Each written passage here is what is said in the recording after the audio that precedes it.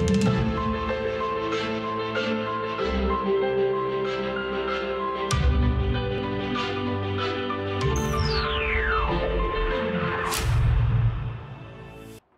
телескопымыз 8 секунд ішінде ашылып, гамма сәулелі жарылысты бақылауды бастайды. Жаздың жылы түнінде көк төсіндегі мың сан жұлдыздарға қарап отырып, тамсанып таңғажайып күй кешетініміз рас. Осындайда қиялға ерік бересің, қалың ойға батасың. Апырмай, көк төсіндегі сол бір алуан сырлы, жалт-жұлт етіп жымыңдаған жұлдыздарының бірінің жарығы көмескі, сәулесі күңгірт болса, енді біреулері ерекше жарық болып, көзді арбап көңілді жаулайтыны қалай? Аспан күмбезінің қандай құпиясы бар? Ал біздің мына адамдардың ғаламшардағы рөлі қандай деген көп сауалдар мазалайды емес пе? Түнгі аспан қара барқат, ал жұлдыздар сүттің тамшыларына ұқсас па өзі? Олар күндіз ақша бұлттарға айналып кететіндей. Мейлі, мұның бәрі лирика. Ал бұл ғылымның биік белесін бағындырып жүрген ғалымдар жоғарыға қарап қиялдамайтын шығар. Я, олардың зерттеулерінің нәтижесі аталмыш саланы тылсымға балайтын мына бізді таң қалдыруда. Астрономия ғылымы нені зерттейді? Бізге не үшін қажет? Осы және өзге де сұрақтардың жауабын Labs KZ бағдарламасынан біле аласыздар. Бұл Қазақстан ғылымы туралы баяндайтын бірегей жоба.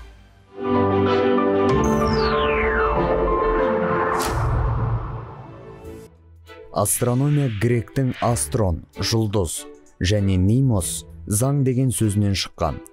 Бұл ғарыштық денелердің құрылысы, дамуы, олар құрайтын ғарыштық жүйелер және тұтас ғалам туралы ғылым. Жалпы астрономия ғаламда орын алып жататын тылсым дүниелерді түсіндіру негізінде пайда болған. Яғни адамзат баласының әлем қалай орналасқанын білуге деген құштарлығынан туындаған. Я, бастапқыда мұның барлығы діни ұғымдармен байланыстырылды. Біздің дәуірімізге дейінгі 6-4 ғасырдан жұлдыздар мен олардың қозғалысы зерттеле бастады. Шығыс халықтарында сол заманның өзінде-ақ алғашқы астрономиялық түсініктер пайда болған. Ежелгі Қытай мен Вавилонда негізгі уақыт бірлігінен басқа экватордың эклиптикаға көлбеулігі, күн мен ай тұтылуының қайталану мерзімі мәлім еді. Ал Грекияда жердің шар тәрізділігі туралы ілім қалыптасты. Біздің заманымыздан бұрынғы 4 ғасырда Қытайда тұңғыш жұлдыз каталогы жасалды. 11 ғасырда Бируни жердің қозғалуы мүмкін деген идея айтқан. 13 ғасырда Ат-Туси оңтүстік Әзербайжанда обсерватория салдырып, планеталар қозғалысының жаңа кестесін жасады. Осы ғасырда Пекинде де обсерватория салынды. 1429 жылдары Ұлықбек Самарқанда салдырған обсерватория үлкен мәрмәр секстантпен жабдықталып, 1019 жұлдыздың каталогын және планеталар қозғалысының кестесін түзді. Одан кейін поляк ғалымы Николай Коперник аспан сфераларының айналысы туралы деген еңбегінде жер қозғалмайды және бүкіл ғаламның ортасында тұрады деген ілімді жоққа шығарып, күн жүйесінің құрылысын, дүниенің гелиоцентрлік жүйесін түсіндіріп берген. Астрономия саласының дамуына Галилей де өлшеусіз үлес қосты. Телескоптар пайда болғаннан кейін ғалымдар құс жолын ашып, галактикалық кеңістіктерді зерттей бастады. 20 ғасырдың басын астрономиялық қарқынды даму кезеңі деп атауға болады. Астрономия ғылымы бірнеше бөлімдерден тұрады. Астрометрия ғарыштық нысандардың орналасуы мен қозғалысын зерттейді. Аспан механикасы мұнда бүкіл әлемдік тартылыс күшінің әсерінен болатын аспан денелерінің, соның ішінде жасанды денелердің қозғалысы, аспан денелерінің тепе-теңдік жағдайы анықталады. Астрофизика аспан денелерінде, олардың жүйелерінде және ғарыштық кеңістікте болып жататын физикалық құбылыстар мен химиялық процестерді зерттейді. Археоастрономия астрономия тарихын зерттеп, ежелгі замандағы ғарыштық білім туралы ақпарат береді. Я, бұл адамзат баласы талай ғасыр бойы сырына үңіліп, құпиясын ашып тауыса алмай келе жатқан сан қатпарлы аса күрделі ғылым. Астрономдар физиктер сияқты тәжірибе жасай алмайды. Аспан денелері туралы мәліметтердің барлығын олар электромагниттік сәулеленудің көмегімен ғана алады. Аталмыш бағытты зерттеумен Назарбаев университетінің ғалымдары айналысып отыр. Астрофизика деген жалпы аспан денелерінің физикалық күйін, химиялық құрамдарын, олардың жұлдызаралық ортаның болатын процестерді, физикалық химиялық процестер зерттейтін астрономияның бір бөлімі. Оның көптеген салалар бар: астрофотометрия, спектроскопия, радиоастрономия, рентген астрономиясы дейді, көптеген салалар бар. Олардың барлығы өте актуалды болып саналады. Қазіргі кезде жаратылыстану ғылымы дейді, барлық адамзат өзін ғарышты түсінуге барынша ғалымдардың қызығушылығы өте жоғары ғой қазіргі кезде. Оның барлығына жаратылыстануға өте үлкен үлес қосатын, түсінуімізге септігін тигізетін ол астрономия, астрофизика. Және бұл астрофизиканың дамуы телескоптың жасалуынан бастап жақсы бөлек өз алдына ғылым болып дамыды. 17-ші ғасырда телескоп бастап жасалғаннан бастап. Одан бұрын ол жалпы астрономия сияқты бір бөлік болып тұра беретін. Телескоп жасалғаннан бастап, былайша айтқанда инструмент, бақылайтын жасалғаннан бастап, астрофизика деген өз алдына бөлек болып шыға бастады. Және спектроскопия деген шықты 19-ші ғасырларда. Содан бері бұл ғарыш әлемін түсінуге, ғалымдардың зерттеуіне өте үлкен қолайлық туды. Сол арқылы қазір өте актуалды мәселелерді жаратылыстану саласы бойынша осы астрофизиканың көмегімен зерттеп отырғандар. Алаш қайраткері Әлихан Бөкейхановтың өзі астрономия ғылымы туралы қазақ тілінде шыққан кітапты жазғаны мәлім. Ол 1926 жылы Мәскеуде төте жазумен жарияланған «Дүниенің құрылысы» оқулығы. Бұл еңбек жер мен планеталардың орналасуы жайында, ғарыштық кеңістік туралы қазақ оқушысына ғылыми түрде алғаш берілген астрономиялық теориялық білімдердің жиынтығы дейді мамандар. Жалпы қыр баласы қаузайтын аспан кеңістігі жөніндегі мәліметтер қазақ оқырмандарына таңсық дүние емес. Себебі халқымыз әр жұлдызға темірқазық, жеті қарақшы, шолпан, үш арқар, қосақ, шетен, құлынжал, сұлу сары, үркер, ақ бозат, көк бозат, босаға, арыстан, құс жолы, есен қырған деген атаулар беріп, өз дүние танымымен аспан кеңістігін бағдарлап, табиғатпен етене байланыста болған.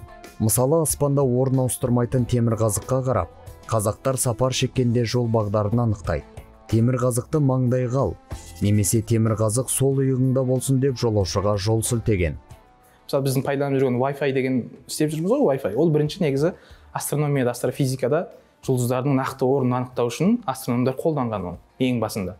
Оны дамыта келе, инженерлік сала бар дамыта келе, оны қазір Wi-Fi қылып біз мысалы жерде істеп жүрміз. Қазір Wi-Fi-сіз ешқандай ешнәрсе істей алмаймыз. GPS мысалы.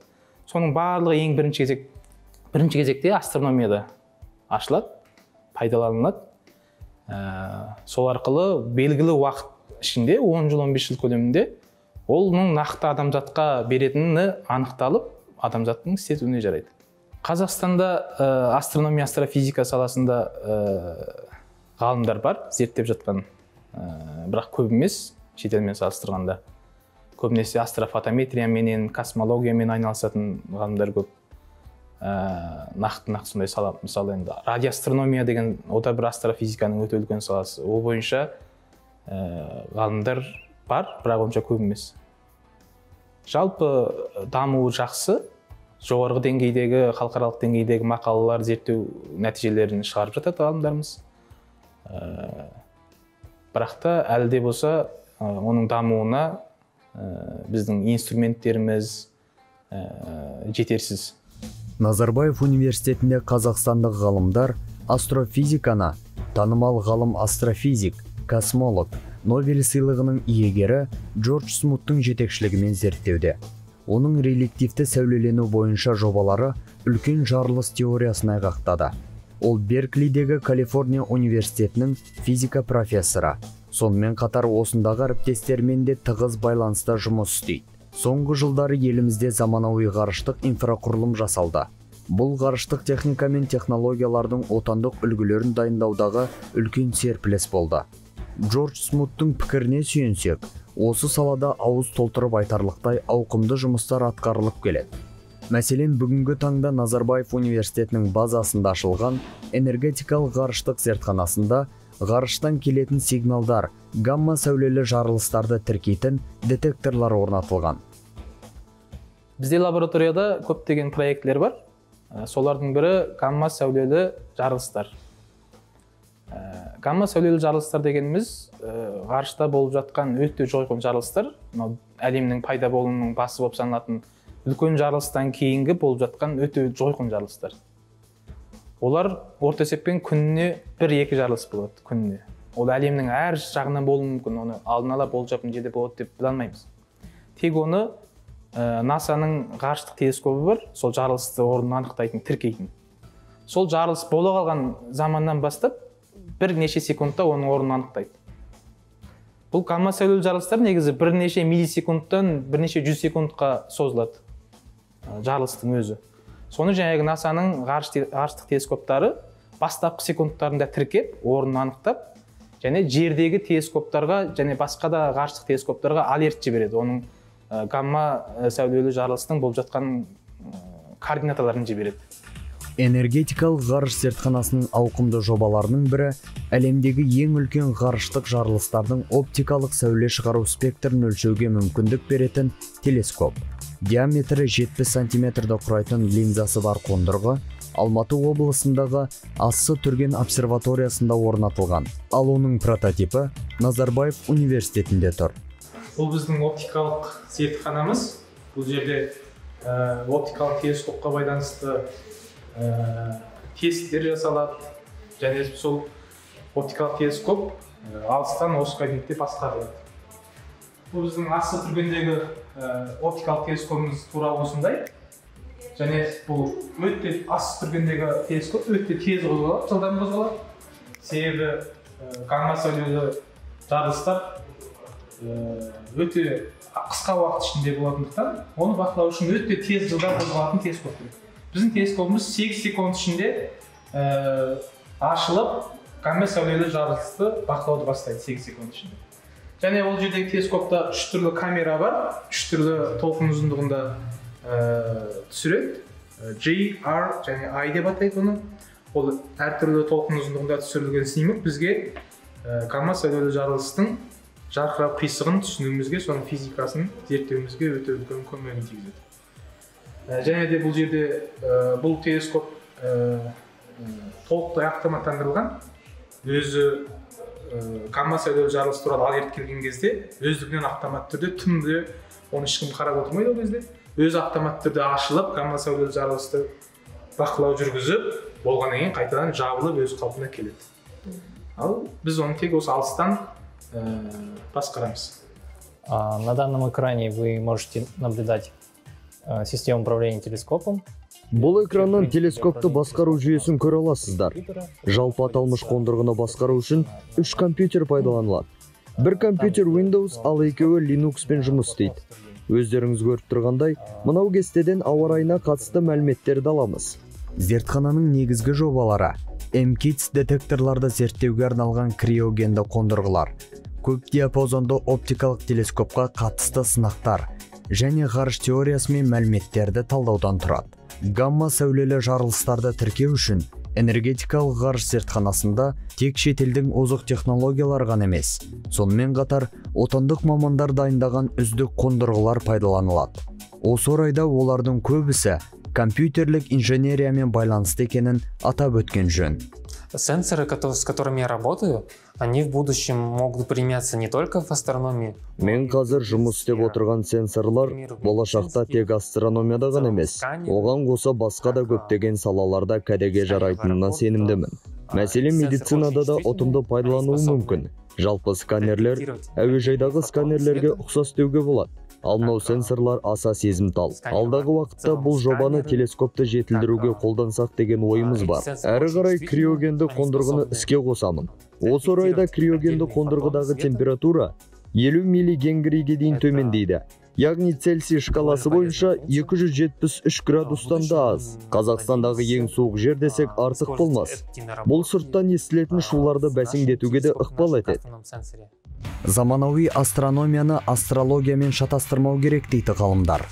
Бұл ретте астрономия ғылымы туралы қазақ тілінде шыққан тұңғыш кітаптың авторы, алаш қайраткері Алихан Бөкейханов, астрономия ғылым саласын автор былайынша түсіндіреді. Аспан кеңдігін жайлаған жарық шырақтарды бақылап, бағып тексерген білім бетін астроном білімі дейді.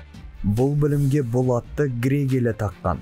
Ол елдің тілінде жұлдыз астер, номыс қалып, заң болады. Осы екі сөзден астроном білімінің аты шыққан. Астрономияны дамыту, аспан әлемін зерттеу, қай уақытта болса да басты орында тұрған анық. Ал оны терең зерделеу үшін халықтық таным мен жаңа замандық ғылымды ұштастыра білген жөн. Осы орайда ғарыштық жоғары технологиялардың тілін түсінетін тәжірибелі мамандардың орны бөлек.